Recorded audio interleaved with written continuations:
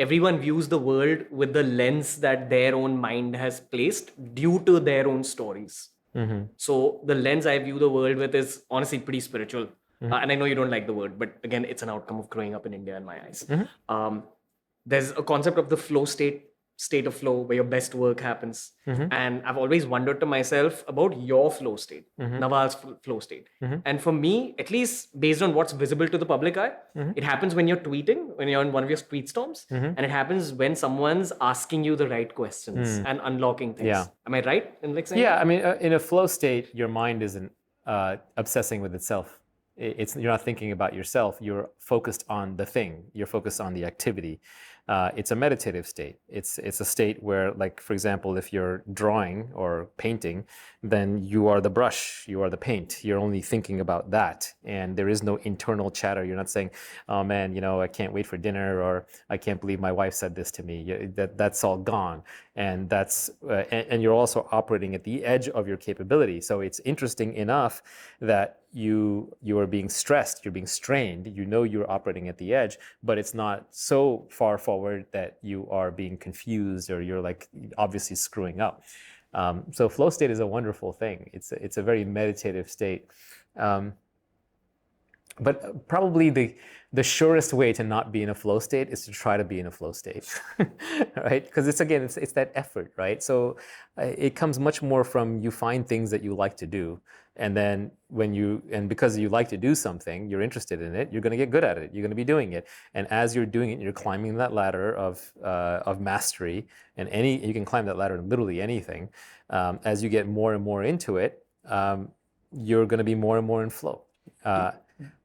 My problem is I switch around a lot. So I fall in love with something, I obsess over it, I learn everything I possibly can about it over a couple of months kind of period. And then once I figure the basics out, 80-20, I start getting bored. And then when I start getting bored, I just sort of background it. Now it becomes a piece of my knowledge and understanding.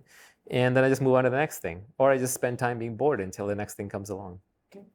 Do you think that the flow state sometimes allows you to channelize knowledge that's present externally?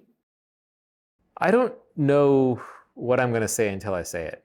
So it's kind of funny that one of the ways that I learn what I think is by saying it. And the same way, one of the ways that I learn what I know is by tweeting it. So very often I'll just be talking with a friend, I'll be hanging out, I'll be having dinner, or I'll be sitting at home by myself late at night, and I'll just have a thought. And it'll come into my mind almost fully baked. And I'm like, oh, I should tweet that. And then I'll tweet it. And then sometimes I have a second thought, oh, I better change this. And usually the first version is always the best.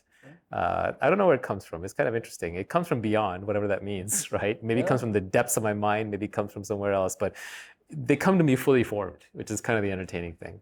I mean, I'm of the belief that it comes from somewhere else. Creativity is a mysterious force. Right? Yeah, I don't know. I mean, that's, again, I keep bringing this up, man. But when I'm talking to you, I feel like I'm talking to Rishi. You know what Rishi is? Yeah.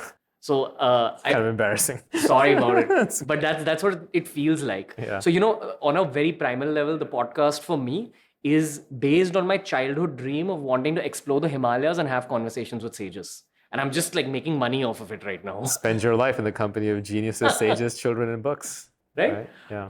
But again, this is one of those things I figured through the show. Whenever I speak to monks, they keep talking about the flow state, how it is meditative. It is a form of working your mind towards evolution. But one needs to be humble within the flow state and understand that it's not their own thoughts and creativity, but it's being placed in their head externally. By the divine. In a real flow state, you're not thinking about yourself. So it's not coming from this. Look, when we self is a very loaded word, right? It's another one of these self. It's another one of these words that can mean a lot of different things. But there's kind of the separate self, the identity, the story, the character, the name, the kind of the emotional predilections towards doing certain things and not doing others, the reactions, the memories. That's the false self. Okay, we know that from Hinduism and Buddhism and Hindu mythology, and they've written it down much better than I could ever say.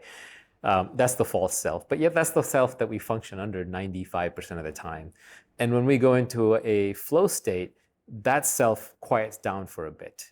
And then all that remains is true self, which is just I don't have a name for it. Maybe you have a name for it. It's just the thing that is, right? It's existence itself. It's consciousness. It's awareness. To me, they're identical, right? Hey, if you enjoyed today's clip, make sure you check out all the other clips we've uploaded on this channel. You'll find a clip related to almost every single topic as long as you're willing to search for it.